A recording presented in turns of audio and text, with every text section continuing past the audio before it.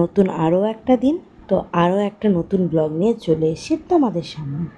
তো আজকে দেখো অনেকটাই সকাল সকাল ব্লগটা স্টার্ট করেছি। সাধারণত এভাবে আমি ব্লগটা কোনো দিনও স্টার্ট করি না। তো আজকে আমার পুচকুরা না অনেকটা সকাল সকাল ঘুম থেকে উঠে পড়েছে 7:30টার দিকে। আর ওরা ঘুম থেকে ওঠার পরেই মানে দুজনেই একটু মায়ের সাথে টাইম স্পেন্ড করতে চায়, একটু আদর খাবে, একটু গল্প করবে, দেন কিন্তু ওরা বিছানা ছাড়ে। তো কোনো সময় যদি আমি ওদের সাথে না থাকি তো ঘুম থেকে ওঠার পরেই মানে একটু খিচখিচে টাইপের হয়ে ওঠে। তো এই জন্য আমি বেশিরভাগ সময় চেষ্টা করি যে ঘুম থেকে ওঠার যতক্ষণ ওরা ঘুম থেকে উঠবে তো ওদের আশেপাশেই থাকার, যাতে ঘুম থেকে উঠলে ওদের আওয়াজ পেলেই আমি চলে আসি। তো ওই রকমই একটা দিন। তো আজকে তো আমি ঘুম থেকে ওঠার আগেই ওরা ঘুম থেকে উঠে পড়েছিল। মানে আমার ছোটো ছেলে আগে উঠেছিল, যাই হোক বড়ো ছেলে ও একটু পরে উঠেছে। তো যাই হোক ভালোভাবে দিনটাকে স্টার্ট করলাম। তো এখন দেখো আমি জাস্ট উঠে ড্রেস চেঞ্জ করেছি আর এখন পুচকুদেরকে নিয়ে এই ঘরে চলে এসেছি। তো ওরা তো দৌড়াদৌড়ি করছে, খেলাখেলি করছে। তো আজকে কিন্তু দিওয়ালি, তো তোমাদের সবাইকে জানাই হ্যাপি দিওয়ালি।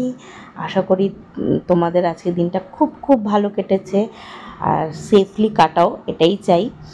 তো চলো আজকে আমি সারাদিন কী কী করি তো ব্লগটা তোমাদের সাথে কন্টিনিউ করছি, তো তোমরা দেখতে থাকো।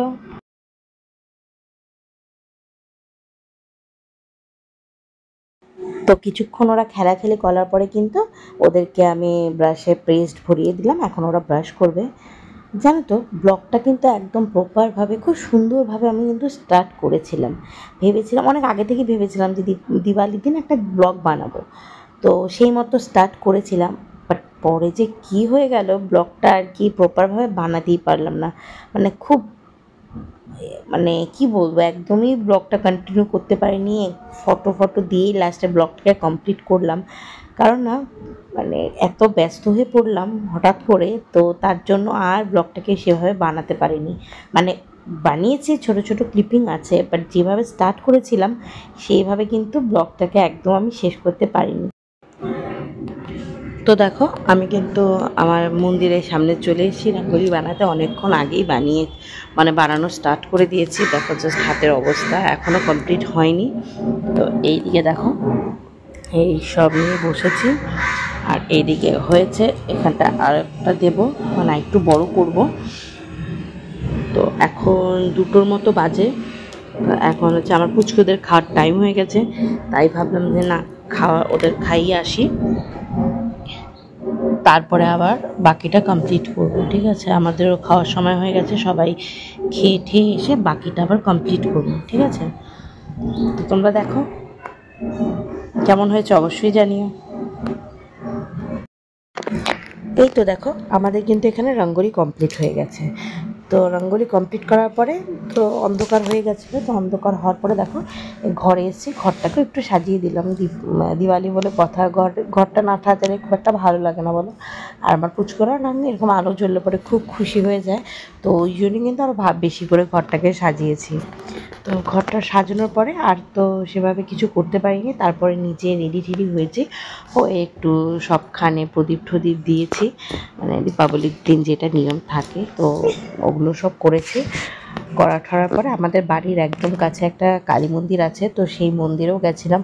ওখানে গিয়ে একটু ধূপকাঠি মোমবাতি জ্বালিয়ে এসেছি। আর ওখানে কিন্তু পুজো এখনও স্টার্ট হয়নি। তারপর বাড়িতে এসে দেখো এখানে একটু সিমুয়ের পায়েস রান্না করছি, যেহেতু আমার পুচকুরা এটা খেতে ভালোবাসে। মানে আমাদের বাড়িতে সবাই মোটামুটি এটা খেতে ভালোবাসে। তো যাই হোক তারপরে দেখো তারপরে সব মোমবাতি ঠাতি জ্বালিয়ে দিয়ে পুচকুদের নিয়ে চলে গেছিলাম একটু বাজি ফাটাতে। তো ওরা যদিও শব্দবাজিটা খুব ভয় পায়, তো ওই জন্য ওদের জন্য যেগুলো শব্দ হয় না ওইরকম টাইপের কিছু বাজি এনেছিলাম, তো ওগুলোই নিয়ে গেছিলাম। এর আগের বছর তো আমার বড় পুচকু একদমই ভয় পাচ্ছিল, কিছুই ফাটায়নি। বাট এবার দেখলাম যে না তারাবাতিটা হাতে নিয়ে ফাটাচ্ছে। তো যাই হোক ওদের নিয়ে এভাবেই কিন্তু আমার আজকে এবার দীপাবলিটা কেটেছে। কারণ ওদের নিয়ে আর বাইরে বেরোয়নি, এখানে ওই একটু বোম টোম ফাটিয়ে আজকের দিনটাকে কিন্তু এভাবেই কাটিয়েছি। তো তোমরা সবাই জানিও তোমাদের সবার দীপাবলিটা কেমন কাটলো। জানি অনেকটাই লেট হয়ে গেছে, বাট কী আর করা যাবে বলো, এডিট করার সেরকম সময়ই পাইনি। তো আজকের মতো আমি ভিডিওটাকে এখানেই শেষ করছি। আশা করি ভিডিওটা তোমাদের ভালো লাগবে। সো বাই, দেখা হচ্ছে নেক্সট কোনো ব্লগে।